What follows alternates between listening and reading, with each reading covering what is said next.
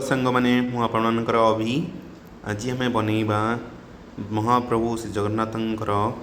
बहुत प्रिय क्षीर पोड़पिठा। चलते देखा केमी आम प्रस्तुत करुचे कौन कौन पकेबा केमी करवा गंतु मैं चूल्हे ये कराए कि चूल्हे कले बहुत टेस्ट लगे आ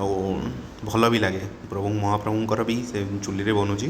तो आम गोटे कड़े नेलु से किसी घी देकी कड़े जाल देलु जाल देकी आम फास्ट काजू भाजुचु। काजू ये भाजी ही आसला तापर आम किसमिश भाजवा किसमिश पकई भाजिली काजू किसमिश भाजी सरला परे आम कड़े आउ कि घी नहीं कि क्षीर दबा काजू किसमिश भाजी गला कड़े घी देदबा। ए कड़े अलरेडी गरम अच्छी आम आम 2.5 पैकेट क्षीर नबू 2.5 पैकेट मैंने गोटे जानते 1 लीटर और 250 चीनी से आम 250 ग्राम पकेबा फुल क्षीर पकाऊँ। क्षीर पकला क्षीर फुटला पर्यंत आम क्षीर को फुटेबा। जो क्षीर फुटीज तापर आम से नड़िया क्षीर आगे पकई दिए सब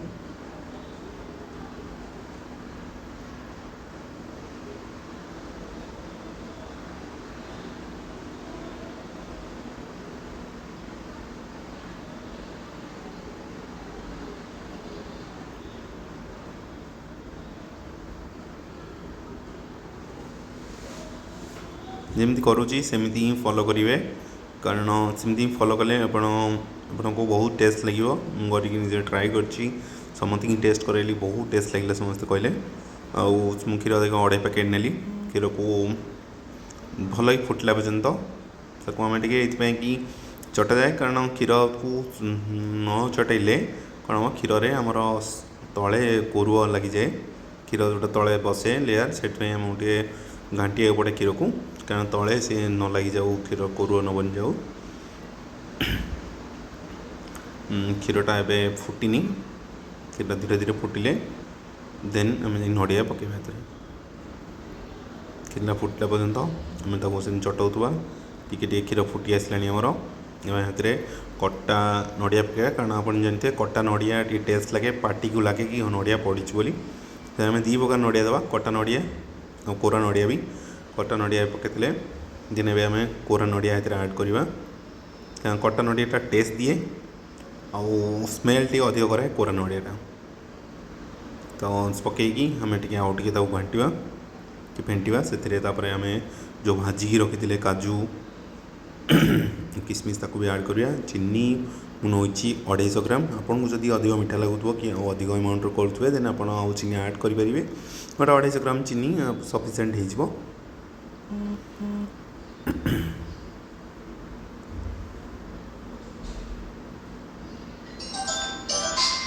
नड़िया पकई देखते सांग मैंने आम टे समय फुटाऊे मिक्स कराऊे चीनी भी पकईले कि चीनीटा भी मेल्ट हो दरकार टे आमको टे चटेया पड़ो चाटी जो घंटा घंटे सरला देन आम भाविलु काले मीठा कम बोली बाकी जो चीनी था सब ऐड करदेलु कारण टे मीठा खाया भल लगे पोड़ पिठा जो हम टे मीठा ना भी भल लगे कहीं देन जो काजू और किसमिश आम भाजी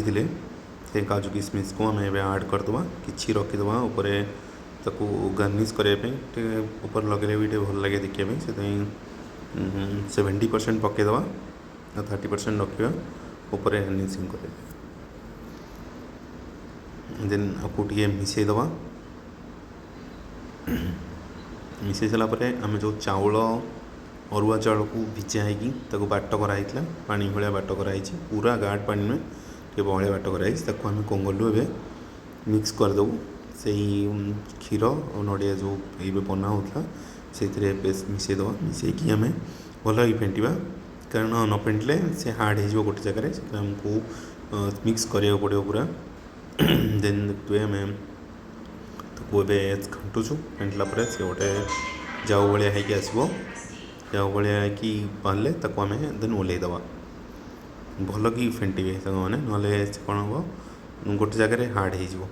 देखिपे आमर पूरा रेडी हो ताको आम कड़े सजेदबा सजे देकी तापर जो रखी काजू किशमिश ताको टिके भल ही गार्निश करदे तले देखिपे जो रखी से कदली पत्र देती घीओ देती कारण कदली पत्रटा आम देले कौन तलू लगभनी उठा भी साहय कर तल पोड़ीजनी कदली पत्र देचु गार्निशिंग सरला गोटे आउ दुटा कदली पत्र दे भल कि गार्निशिंग करदे गार्निशिंग कले आम लुक्सटा भल आसो भल देखा आउ दुटा कदली पत्र नौ से घीओ मारदेली तापर रखिकी से चुलीर अल्प आंचरे मुझे बसईदेवी बसईदे से धीरे धीरे ही जलुव जो निआटा आमर थिला से भाजा भुजी कला बेलू तार सिद्धो बनैला बेलू जो थिला से निआरे ही बसईदेवी आमर संक्रांति थिला बोली संक्रांति रे पोड़ंतीनी बोली मुझे निआ रखिलेनी आपन चाहिए ऊपर निआ देकी रखिपारे ना आउ थे ओल्टे करेंगे बेटर हम उपर किसी अंगार जो निआ हो से बाहर करदे आउ सेटा आम चुली गला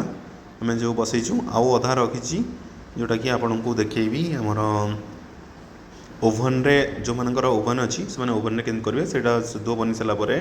आपण ओभन रे एमती तेल देदेवे तले देकी ताकू कौन करेंगे जी सिद्धो अच्छी पूरेदेवे ओभन रे टाइमिंग देखी ताकू जिते पर्यंत आप छुरी मारे तो पर्यंत से किसी अठाड़िया न आसूँ कि भीतर यदि हो जाए स्पंजी भाया तो छुरी जीव छुरी किसी लगिकी आसबनी जो छुरी किसी लगिकी आसला जानवे से हैनी भल कि आउ कि समय रखिए यदि छुरी न लगे देन कोट बाहर करदे ताको भल कि सेप देदेव सेप देकी ताको आम कौन करिया ओभन भितर रखीदे अध घंटे देन आमर भगवान महाप्रभु श्री जगन्नाथंकर आमर क्षीर पोड़पिठा रेडी हो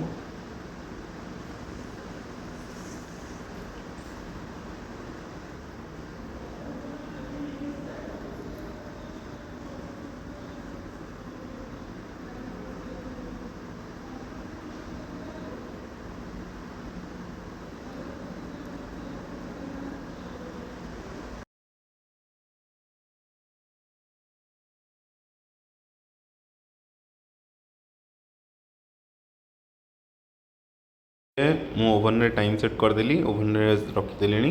ताको एबे आम 30 मिनट पर्यंत छाड़ीदबा 30 मिनट पर से रेडी हो यहाँ आम चुली बनी चुली बनी सारा सेप देखिपे के देखा लुक्स भी चुलीर साराटा हूँ ओभन आशा करें आपको भल लगी। नमस्कार जय जगन्नाथ। आपण मैंने घरे ट्राए करूँ मत कहतु केमती लगे।